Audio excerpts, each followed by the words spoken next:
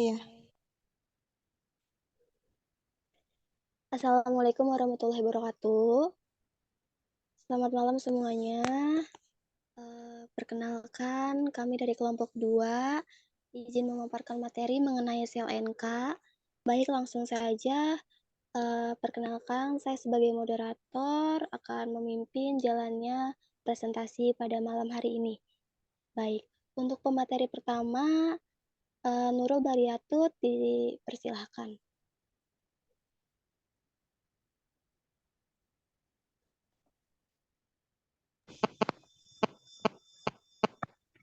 Untuk yang pertama yaitu ada pendahuluan,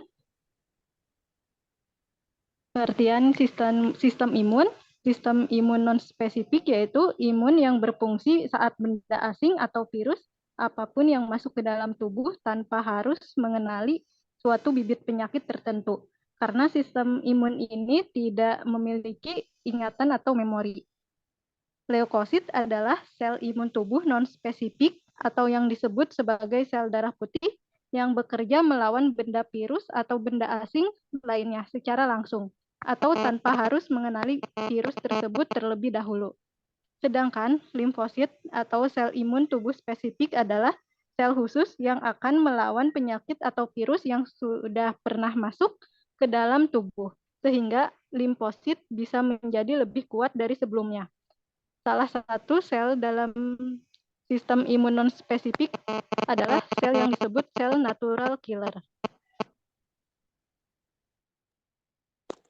Baik, untuk Nurul Bariatut, terima kasih. Dipersilakan untuk Adila Hasan. Baik, kemudian untuk pengertiannya, yaitu sel NK merupakan komponen kekebalan tubuh bawaan atau unit immunity yang berperan sebagai pembunuh sitotosititi dengan mensekresi lisosom yang mengandung perforin dan granzim, juga menghasilkan sitokin interferon gamma. Tumor nekrosis faktor alfa, interleukin. Kemudian sel NK adalah komponen sitotoksik sel limfoid bawaan atau HC yang memberikan garis pertahanan pertama terhadap infeksi virus dan berkontribusi untuk mengendalikan pertumbuhan tumor dan metastasis. Sel NK selain berperan sebagai pembunuh dengan mensekresi lisosom yang mengandung perforin dan granzim juga menghasilkan sitokin dan semokin, yaitu interferon gamma, tumor nekrosis faktor alfa, interleukin. Baik, terima kasih untuk Adila Hasan. Kemudian, Dilanjutkan materi. Oh, masih ada. Ya udah, maaf. natural killer cells atau sel NK adalah pasukan tak terkalahkan dalam pertahanan tubuh kita. Mereka hanya sekadar sel darah putih biasa.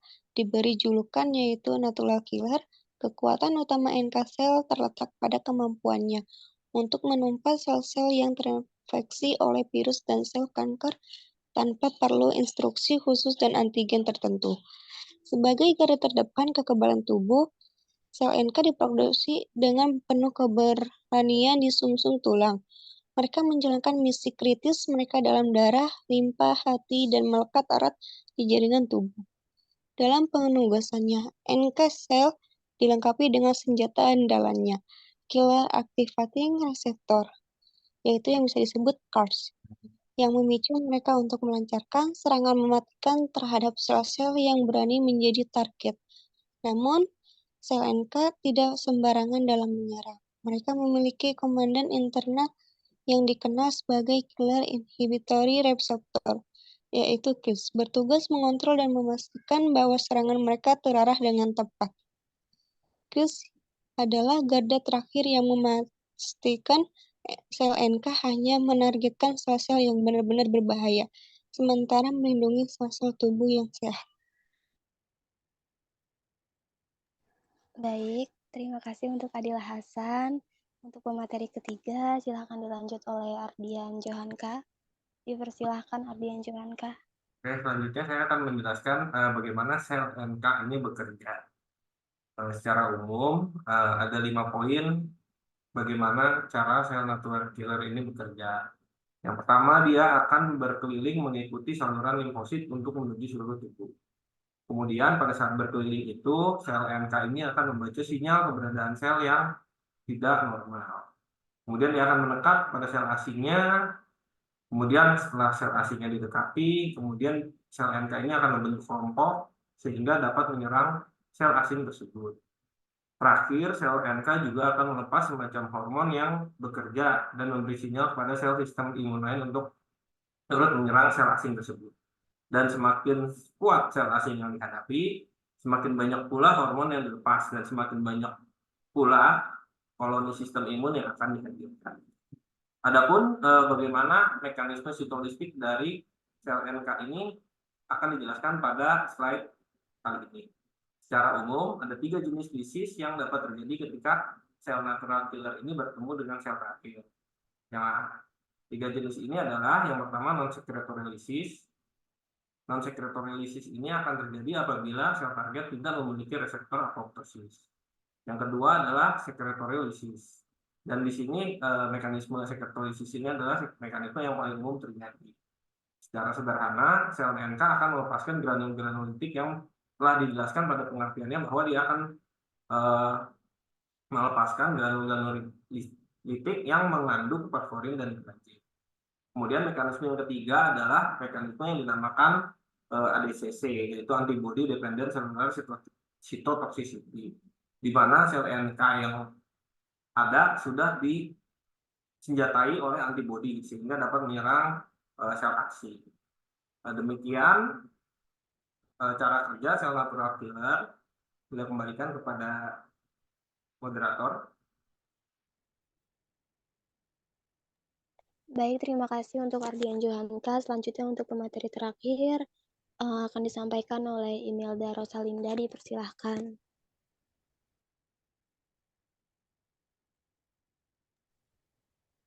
Baik, terima kasih. Saya akan menyampaikan fungsi sel NK pada reseptor.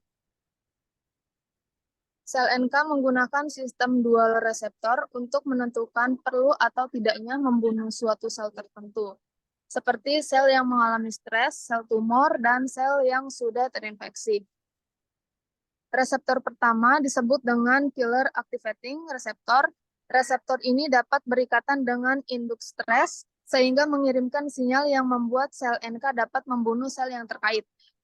Reseptor yang kedua yaitu killer inhibitory receptor, mampu mengenali molekul MHC1 yang umumnya terdapat pada semua sel manusia yang berinti.